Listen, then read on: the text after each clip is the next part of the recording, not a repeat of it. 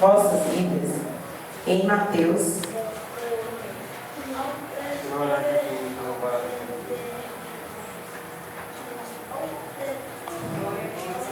capítulo 1, versículo 3.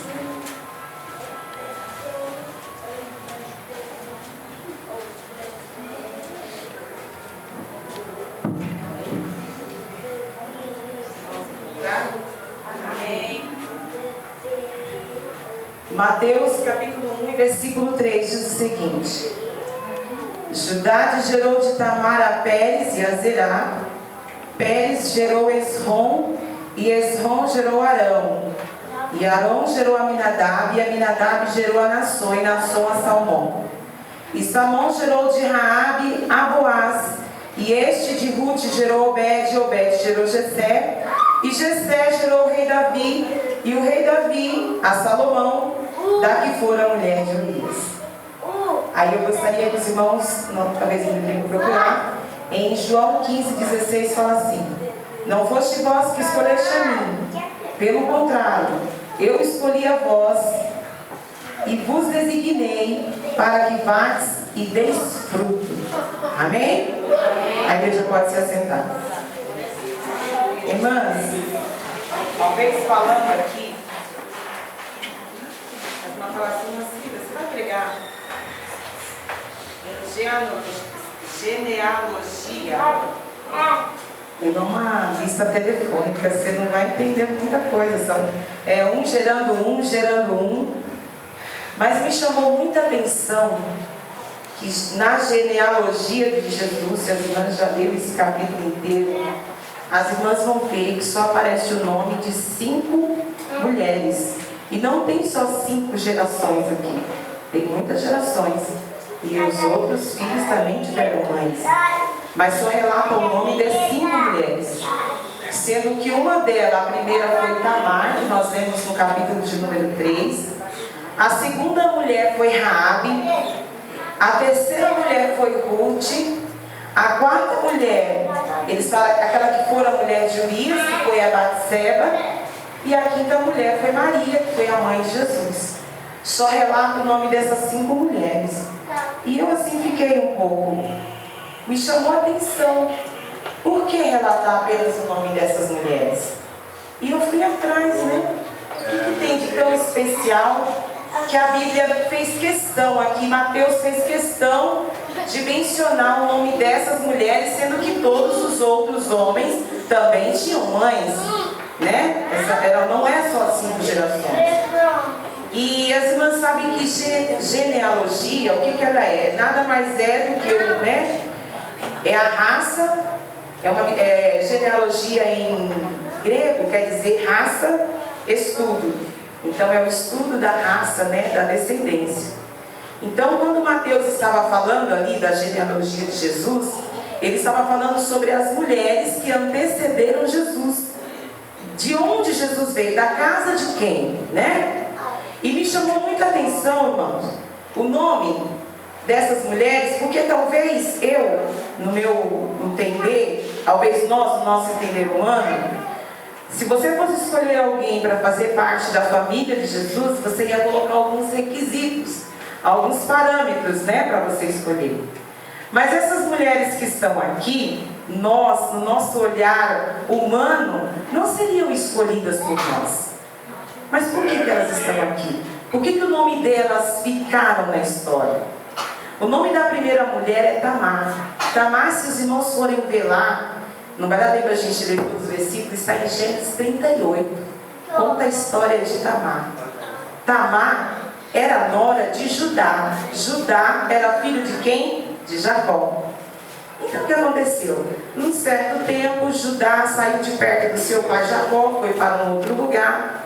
E casou-se com a filha de um cananeu, né? O nome desse cananeu era Sua, ele casou com a filha dela, com a filha dele, e teve 3 filhos, né? Que era Onã e Selá. Teve 3 filhos com essa mulher cananeia. E quando ele estava lá, ele casou-se o mais velho, que foi o com essa mulher chamada Tamar, que era uma cananeia. E a Bíblia fala, mas a Bíblia não relata o que esse homem fez, mas se os irmãos forem ver no contexto, né, no decorrer deste capítulo 38, que a Bíblia fala que esse homem era mau aos olhos do Senhor e o Senhor o matou. Entendeu, irmãos? E Tamar ficou viúva, porém não tinha nenhum filho. Em Israel tinha a lei do levirato. O que era a lei do levirato? Se a mulher ficasse viúva e ela não tivesse nenhum filho, o outro irmão mais velho teria que casar-se com ela, e o filho que tivesse não seria a herança do seu filho, ia levar o nome do irmão falecido. Os irmãos entenderam? Então, exercendo essa lei do levirato, o cunhado, que era Onã, casou-se com Tamar, para que dela suscitasse o nome do irmão que faleceu, que não deixou nenhuma herança, não deixou nenhum filho. Entendeu, irmãos? Só que se os irmãos forem ver no capítulo 38, ele não queria obedecer. O Onã não queria obedecer. Ele fazia, quando ele se deitava com Tamar, ele fazia de tudo para que ela não engravidasse. Era como se fosse um coito interrompido. Se os irmãos vão ler lá, os irmãos vão entender. Para que ela não engravidasse. Ele não queria que o filho dele, com Tamar, fosse chamado como filho do irmão dele. E Deus abominou esse comportamento de Onã, e Deus o matou. Aí ficou Tamar viúva pela segunda vez e sem filho. Judá tinha o terceiro filho, que era Selá. Teria que dar Selá em casamento. Selá estava um adolescente, quase entrando na fase adulta, e Judá ficou com medo. Essa mulher amaldiçoada, só pode. Meus 2 filhos morreram, não vou dar o terceiro. Não vou dar o terceiro. Aí o que Judá fez? Falou assim: Tamar, fique viúva lá na casa do seu pai. Fique viúva. Ele disse assim: não te libero para você casar com outro. Fique lá, viúva. Que quando Selá crescer um pouquinho mais, eu trago você para casar com ele. E o que aconteceu? Passaram-se anos, Selá ficou homem e Judá não cumpriu. Judá ficou viúvo, morreu a esposa dele, e passado-se um tempo, ele foi até aquela cidade onde Tamar morava. E todo mundo falando: olha, o seu sogro está por aí. Irmãos, ó, a mulher naquela época, que nem ela era viúva, não tinha filhos, ela não tinha nenhuma perspectiva de futuro, ela não teria ninguém para cuidar dela na velhice. Era o filho e o marido, ela não tinha filho, não tinha ninguém para cuidar dela. Ela estava determinada, ela estava predestinada a ter uma velhice de miséria, porque não tinha ninguém para cuidar dela. Então aquela mulher se levantou, olha o que aquela mulher articulou. Tirou as suas roupas de viuvez, colocou uma roupa de prostituta e foi para a beira da estrada. Não era para pegar qualquer homem, ela queria aquele homem. Ó, você viu que ela não saiu por aí, ela foi atrás daquela família. Quando Judá, ela poderia ter vários filhos, ter filhos de qualquer um outro. Quando Judá chegou ali, naquela cidade, e viu aquela prostituta, ela ficou, por certo, eu não sei como ela se posicionou, para que outros homens não fossem atrás dela, e sim Judá. E ali naquele acordo, ele se encantou por ela, e ela falou assim: o que você vai me dar, né, para me deitar com você? Ele falou assim: eu mando te trazer um cabrito. Entendeu, irmãs? Eu vou te mandar trazer um cabrito. Aí Tamar falou o seguinte: mas cadê o cabrito? Não está aqui, eu vou mandar meu servo te trazer. Mas o que você vai me dar como garantia? Aí ele falou: como garantia eu vou te dar o selo, o cordão e o cajado. Fique aqui com o selo, o cordão e o cajado, que eu vou mandar o meu servo vir aqui depois trazer. Mas ela não era boa nada. Ela não ficou ali. Ela foi para a casa dela, com o selo, o cordão e o cajado, e ficou ali. E Judá cumpriu a promessa dele. Ele mandou os homens outro dia ir lá com o cabrito levar para aquela mulher. Mas ninguém conhecia aquela prostituta e não achou aquela prostituta ali. Aí ele voltou com o cabrito: olha, não achei mulher, ninguém sabia dela. E passados-se os meses, Logo chegou a notícia no ouvido de Judá: a sua nora, Tamar, está grávida. Aquele ato era considerado adultério. E adultério, a penalidade para adultério naquela época era a morte por apedrejamento. Então Judá foi o primeiro que falou: traga ela para que seja apedrejada. Entendeu? Traga ela. E na hora que ela foi levada para ser apedrejada, ela falou assim: olha, o homem que é o dono desse selo, desse cordão e desse cajado é o pai do meu filho. Né? E ele falou assim: mais justo é você do que eu. E aquela mulher teve 2 filhos. E um desses filhos que nós lemos aqui, que foi Pérez, né? Entrou na genealogia de Jesus. Um desses filhos, da casa de Jacó. Os irmãos estão vendo como que eu acho de Deus? Eu não escolheria, né? Mas o irmão viu como que as coisas vão acontecendo, as pessoas que o Senhor vai chamando. Não é da forma como a gente pensa. O Senhor olha o que está dentro do coração. Às vezes nós olhamos o exterior, o que os nossos olhos veem e interpretam, mas não é o que o Senhor Jesus vê. E a segunda mulher, irmãos, quem é Raabe? Raabe é muito famosa. Todo mundo conhece Raabe como a prostituta. Raabe, nós vemos a história dela ali, irmãos, em Josué capítulo 2. Os irmãos veem quando o povo de Israel ali, eles foram para tomar Jericó, que eles chegaram e foram ficar sabendo da cidade na casa de quem? De Raabe.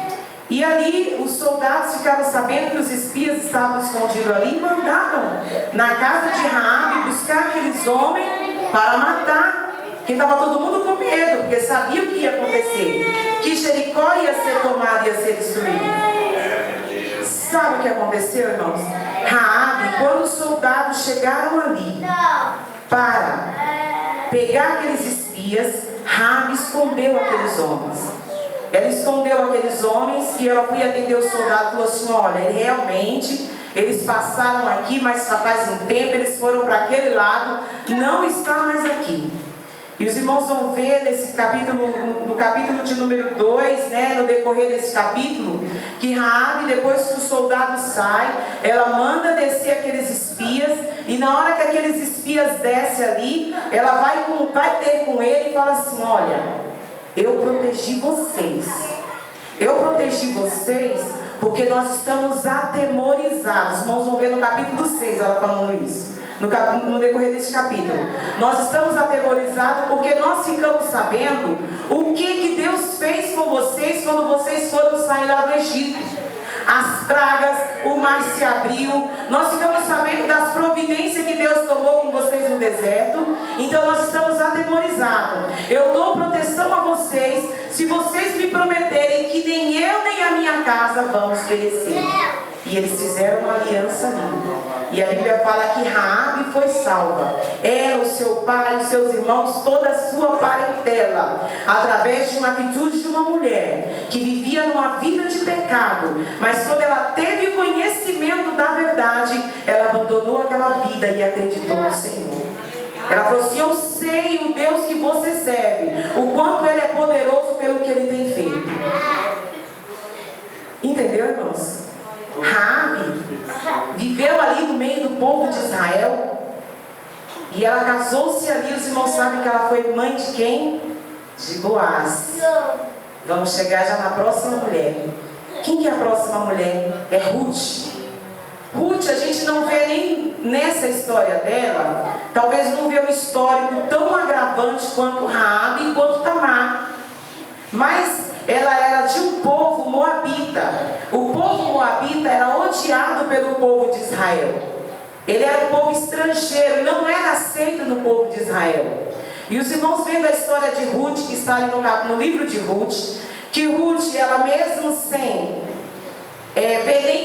mesmo a sogra dela falou assim: não vai atrás de mim, eu não tenho filho para casar com você de novo. Mesmo que eu viesse, se eu tivesse idade, fosse casar de novo, até esse menino crescer, não daria tempo para casar com você. Então, você não tem nenhuma perspectiva de vida, não tem futuro de vida você ir comigo.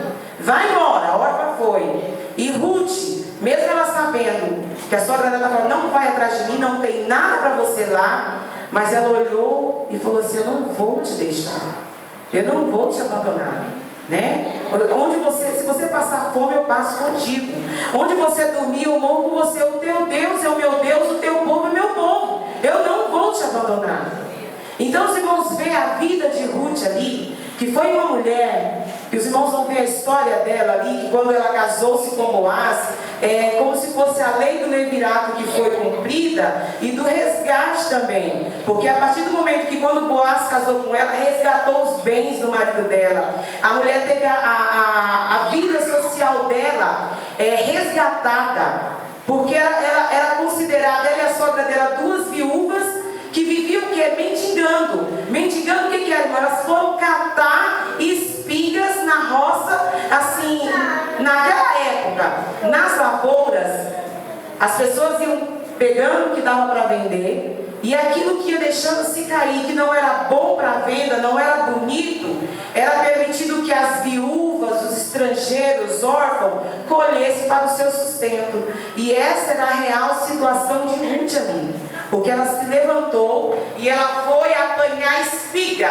respigo, era o resto, que não dava para vender. Ela se levantou e foi apanhar para o seu sustento e o sustento da sua sogra. E o que me chama a atenção, que quando a Ruth estava em ação, não estava em casa deprimida, chorando porque estava viúva, não tinha o que comer, não tinha roupa para vestir, não tinha marido. Enquanto ela não estava chorando, ela estava em movimento, o Senhor estava trabalhando por ela, né? Porque se os irmãos forem ver lá, quando Ruth estava ali respigando, quando Boaz chega, pergunta para os soldados, quem que é aquela mulher? E ele fala assim, aquela é Ruth.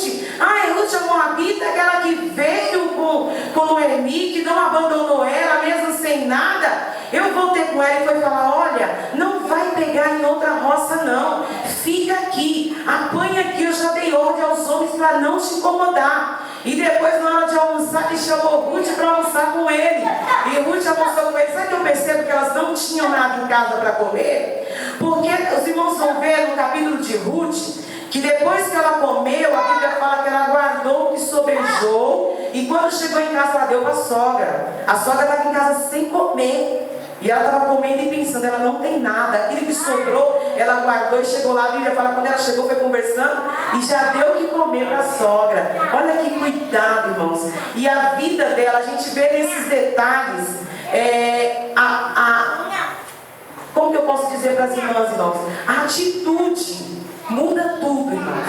O que determina o que você vai ser, não é o que você está vivendo hoje. Não é a circunstância que você está passando. Não é isso que vai determinar o que você vai ser. O que determina o que você vai ser é o que você está pensando. É o que você está fazendo. Entendeu, irmãos? Se não deu errado até hoje, se deu tudo errado no dia de hoje, se parece que está tudo errado, não fique cabisbaixo. Levante a cabeça, sacode a poeira e continue caminhando. Amém, irmãos? Continue caminhando, porque o Senhor, daquilo que parece que não é nada, é algo grande que Deus vai fazer. Porque quando Ruth estava lá, catando o quê? Migalhas. Quando Boaz foi falar com ela, ela falou assim, mas eu sou estrangeiro e o Senhor é tão bom comigo. Ele falou assim, bem eu sei o teu feito, o que você fez, e que o Senhor retribua segundo a vontade do teu coração, segundo o teu feito. E depois quando Boaz saiu, irmãos, o que ele falou para os empregados? Olha, deixe cair espigas boas, para que ela pegue e não tenha trabalho de pegar. Entendeu, irmãs? Era aquela mulher que estava mendigando. Às vezes você vai ver que daquilo que parece que não tem futuro, vai começar a se transformar em coisas grandes. Amém, irmãos? Não desista. Não pare. Não se entregue. Não fique deprimido. Não fique cabisbaixo. Viu, irmãos? Levante, levante, levante, levante e continue caminhando. Amém? A Bíblia fala que os sinais do Senhor seguirão alguém aos que crerem. Só se segue algo que está em movimento. Amém? Vai seguir por quê? Porque você está na frente, você está caminhando. E a Bíblia, se os irmãos forem ver no capítulo de Ruth, quando Boaz Quando a sogra dela fala, olha, Boaz pode ser o servidor, quando ela conversa com ele, fala assim, olha, né, bendito você, não tenha receio, né, de falar que eu posso ser o seu restaurador, porque eu terei prazer em ser o restaurador, em casar contigo, porque todo o povo sabe que você és mulher virtuosa, sabe da sua fama. Como que anda a sua fama, irmã? Na escola, no trabalho, na sua casa, na vizinhança. O que falam de você? O que pensam de você? Como as pessoas te veem? Te vê como uma mulher virtuosa? Amém? Te vê como uma pessoa diferente? Amém, irmãs? E a quarta, ainda vou voltar relatando. E a quarta mulher, irmãos, que a gente fala aqui, é sobre Raab, é sobre Betseba. Betseba é a quarta mulher aqui da genealogia de Jesus. Os irmãos sabem quem foi Betseba, né? Na época de Davi, era casado com Urias, era uma mulher muito bonita e morava ali perto da onde do palácio. Em tempos de guerra, Urias estava na guerra juntamente com os soldados. E ali na cidade estavam mais quem? As mulheres, os idosos e as crianças. E Davi resolveu não ir para a guerra naquela época, naquela guerra. E Urias estava lá. E Davi, sem fazer nada no palácio, Davi olhou aquela mulher, viu ela tomando banho, né? Ela não teve cuidado para que ninguém a visse. Ele a desejou, ainda foi falar daquela mulher de Urias, ele a chamou e deitou-se com ela, e de repente veio os dias a notícia que aquela mulher estava grávida. E Davi, querendo resolver logo essa situação, porque ia ficar muito difícil, ele manda chamar Urias da guerra, fala, Urias, fica uns dias na sua casa de repouso. Tira umas férias, Urias. Tira umas férias, fica na sua casa porque você está muito cansado. E Urias falou assim, eu não vou para minha casa. Os soldados estão lá, tem soldados morrendo. A arca do Senhor está sendo tomada. E eu vou ficar aqui na minha casa, junto com a minha esposa, comendo e bebendo e dormindo? Não. E Davi não sabia mais o que fazer. Porque o que Davi queria? Ele ia para casa, ficava uns dias com a esposa, dormia com a esposa, e aí, ó, o filho era de Urias, ninguém ia ficar sabendo. Entendeu? Mas o problema estava resolvido. Urias não quis ir por bem. O que Davi fez? Embebedou Urias. Fez um banquete, deu bebida. Depois que Urias estava bêbado, ele falou assim para ele, vai agora para a tua casa, vai dormir. E Davi, quando amanheceu o dia todo feliz, achando que Urias tinha ido para casa, Urias tinha dormido lá na beira do palácio. Lá. Não foi para casa. Ele falava assim, não é justo meus companheiros estarem morrendo e eu aqui festejando e dormindo. E não foi. No dia seguinte, Davi, no seu entendimento, ele não tinha outra opção, a não ser fazer uma carta. E mandou ali para o chefe que estava comandando ali o exército de Israel, mandando colocar Urias na linha de frente, um local onde ele seria atingido, seria morto. E quem levou sua própria sentença de morte foi Urias. Ele levou a carta, e a carta dizia que ele tinha que ficar na frente. E ele foi atingido, e depois que ele foi atingido, ele foi morto. E depois que passou o luto, Davi mandou buscar a mulher de Urias e colocou lá no palhaço. Né? Parecia que estava tudo bem, né? Parecia que estava tudo resolvido. O homem morreu, ele acolheu a mulher viúva, que ficou sem marido, casou-se com ela aqui, e bom, né? Cuidando da viúva do homem que morreu. Mas Deus sabe de todas as coisas, não é verdade, isso? E me chama muita atenção, irmãos. Eu quis dizer para os irmãos dessas 5 mulheres, e destacando a vida das 4, que essas 5 mulheres, dá a entender, quando Mateus relacionou o nome dessas 5 mulheres, incluindo entre elas Maria, porque pareciam que eram pessoas que eram ilegítimas, que não eram dignas para ser. Porque Maria também era uma mulher pobre, casada com um carpinteiro pobre. E ali também, por ela ser colocada aqui junto com essas mulheres, relatada junto com essas mulheres, dá a entender também que ela levava fama de quê? De adultério, porque Maria não engravidou antes do casamento. Mesmo que José casou com ela, mas todos ficaram sabendo. Então ele tinha ciência que era o Espírito Santo de Deus. Mas se vocês forem ver, se os irmãos forem ver lá, é no capítulo que fala, quer ver? Que eu vi, acho que foi em João. Me chamou muita atenção, irmãos. Quando fala que Jesus estava no interrogatório, estava ali num diálogo, estava em João 8,40, né? Jesus estava ali no diálogo com os judeus, e os judeus estavam acusando Jesus, né? Em João 8,40 e 41. E Jesus fala, né? Vós, porém, procura matar a mim, vós falei a verdade, eu vos falei a verdade que ouvi de Deus. Isso Abraão não fez. Aí Jesus olhou para aqueles judeus e falou assim: vós estão fazendo a coisa de vosso pai. Vosso pai estava fazendo com aqueles homens que estavam acusando, era o diabo. Vocês estão acusando mim porque vocês estão fazendo a coisa de vosso pai. E aqueles homens responderam: não nascemos da prostituição, temos um só pai, que é Deus. Então, por esse versículo dá a entender assim, que Maria também entrou ali juntamente com essas mulheres, porque ela também tinha uma má fama de prostituição. Nós também não somos filhos da prostituição, nós somos filhos de Deus, como se Jesus foi nascido da prostituição, porque Maria ela engravidou antes do casamento. E se eles não criam em Jesus, como que eles poderiam crer que Jesus foi gerado do Espírito Santo de Deus? Amém, irmãos? E assim, irmãos, voltando à história daquelas mulheres, aí a gente vai ver a primeira mulher, Tamar. Não escolheria para fazer parte da genealogia de Jesus, mas a gente vê a Tamar numa necessidade de sobrevivência. Porque se ela não tivesse filho, quem que ia cuidar de Tamar na velhice dela? Ela não tinha como se manter. Você vê uma necessidade de sobreviver, de comer e de continuar vivendo. Naquele desespero dela, ela tomou uma atitude. E daquela atitude que aos nossos olhos parece abominável, o Senhor Jesus ali tirou um descendente. Que daquele descendente ali entrou na linhagem da família de Jesus. Meu Deus. Aí nós vamos para a segunda mulher, que é Raabe. Raabe era uma prostituta, uma mulher que a gente não sabe qual o motivo, mas ela vendia o seu povo para sobreviver.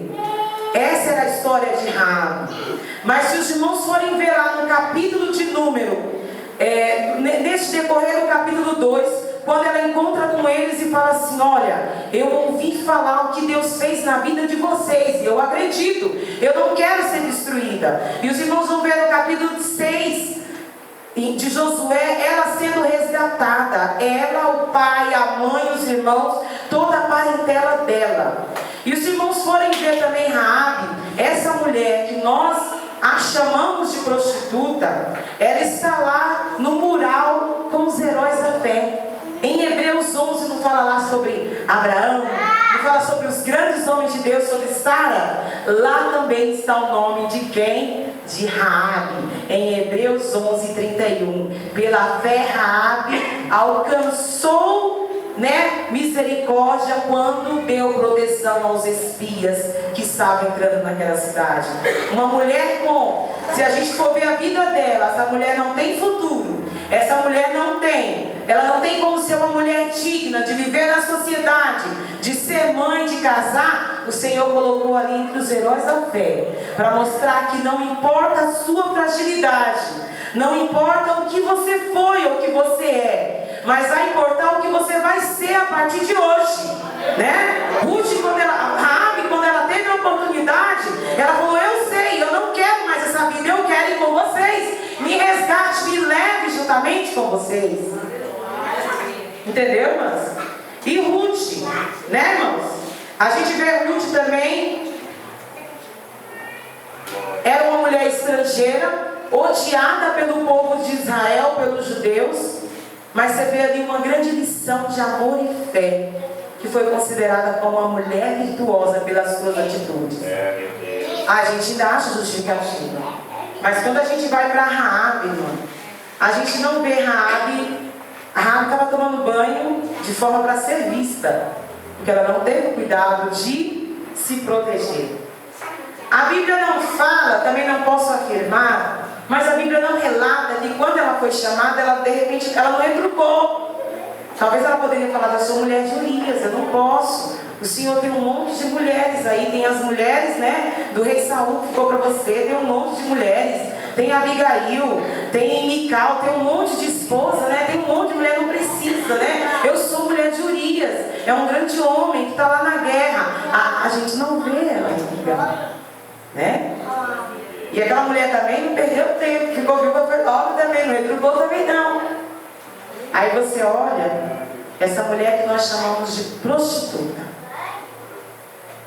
de adúltera, de sem moral. Quando o profeta Natan foi ter com Davi, o profeta Natan falou assim: eu vim te contar uma história. Tinha um homem muito rico, que tinha muitas ovelhas, vacas, muitos bens. E quando chegou uma visita na casa dele, ele foi lá no seu criado e pegou a pequena cordeira e deu em sacrifício. O que é cordeira, irmão? É considerada uma cordeira mansa, ela é obediente, é temente. Essa pessoa que nós chamamos de adúltera, o Senhor a chamou de cordeira. Entendeu? O Senhor a chamou de cordeira. Por isso, quando eu li aqui, não foi você que escolheu a mim, eu escolhi a vós. Não foi pela sua virtude, não é porque você tem bens, não é porque você é bonito, não é porque você canta bonito. Não foi por isso que o Senhor te chamou. Não é por isso que você está aqui. Você está aqui porque o Senhor te chamou. Viu, irmãos? Não importa como foi ontem, o que aconteceu. Vai importar a partir de agora. Tome uma decisão agora, entendeu? De mudança, entendeu? Talvez você fale assim: mas eu não tenho influência, eu não tenho dinheiro, meu nome não está na mídia, meu nome não é reconhecido. A gente vê o relato de pessoas aqui que mudaram. Não foi um prefeito, não foi alguém de dinheiro que as colocaram lá, foi pelas atitudes dela. Então nessa noite o Senhor fala contigo, irmãs, contigo, irmãos que está aqui nessa noite. Tome uma atitude em relação ao que você está vivendo hoje e faça a sua história ser diferente. Amém, irmãos? Faça a sua história ser diferente. Haja diferente, que as coisas vão acontecer diferente na sua vida. Né? E ele fala assim: ó, não escolheste vós a mim, mas eu vos escolhi a vós, e eu vos nomeei para que você vá e se dê fruto, e o vosso fruto o quê? Permaneça.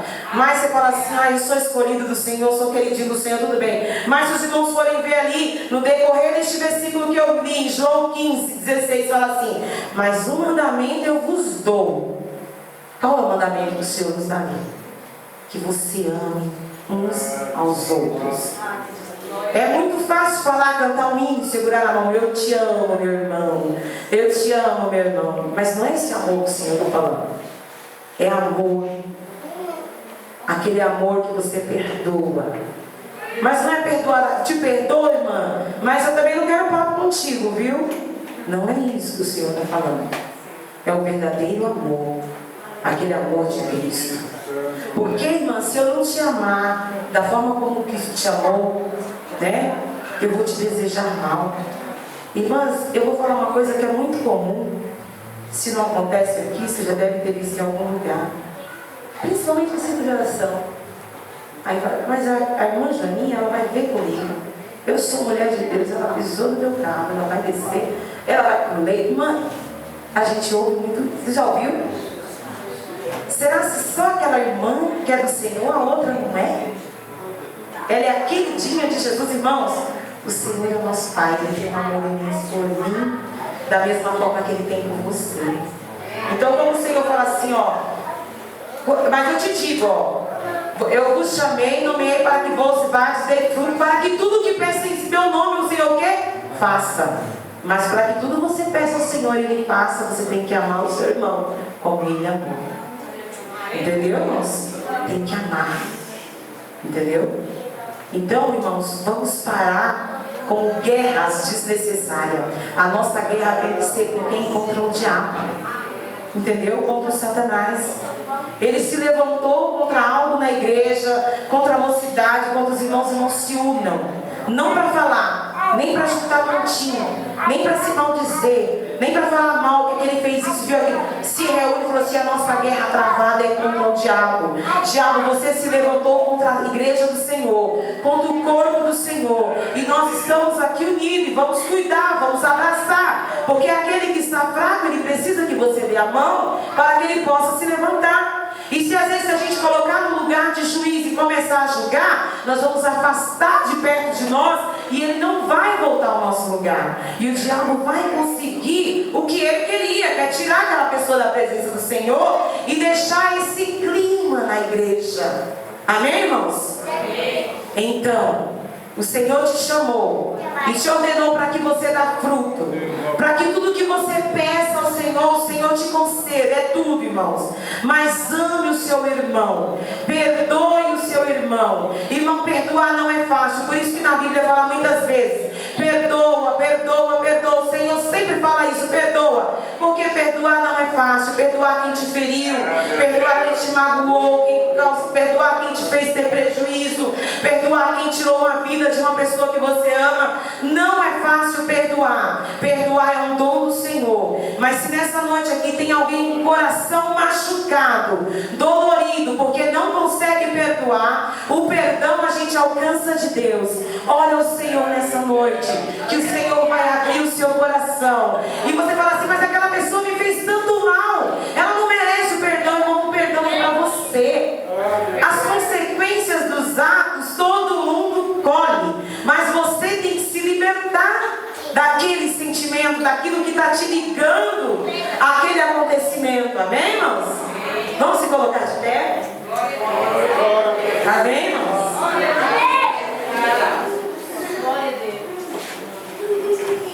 Eu posso fazer uma oração? Eu vou fazer uma oração. E eu gostaria que aquele músico que cantou aquele louvor tão lindo, irmãos, para que chorar. Ele está aí? Irmãs, e o Senhor me falou aqui no meu coração, irmãos, sobre